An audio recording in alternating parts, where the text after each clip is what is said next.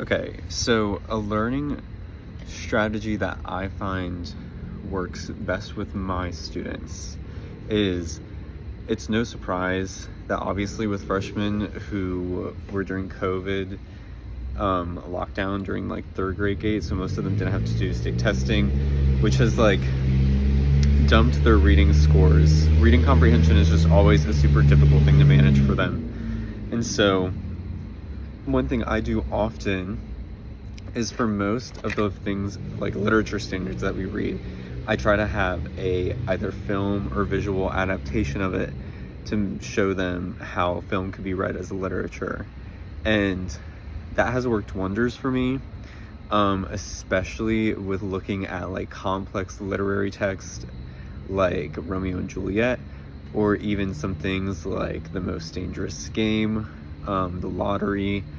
especially Alice Walker's like everyday use short story. I'm a big proponent of film because not that it's like an easy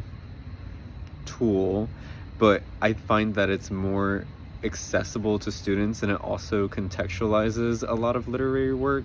Like for us, it's very easy to understand that literature serves the purpose of like enlightening us, and I think film has the ability to do the same thing. So it shows how literature and film are connected to enlighten and culture people. And so obviously when like I do this in class, I'm not just having them like watch the movie, but I do these like in-depth kind of literary analysis sheets where they kind of have to do both. Like they have to develop understanding of the text through questions of like assumption and inference on things that are happening,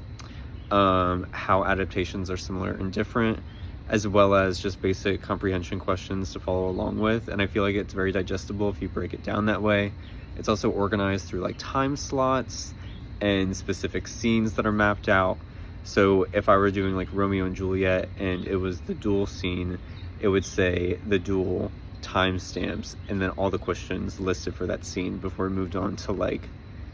you know, Friar Jerome's like section or something like that.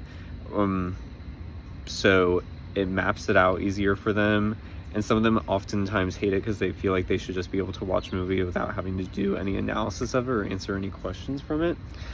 But you'll find something like Romeo and Juliet or something a little bit more deep like Everyday Use by Alice Walker, it makes,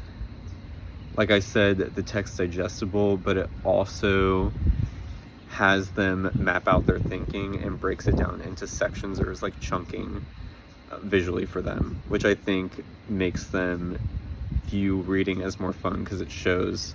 that like and it makes them feel smart because they're able to like make a linear path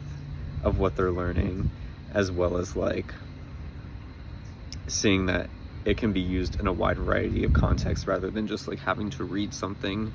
So yeah.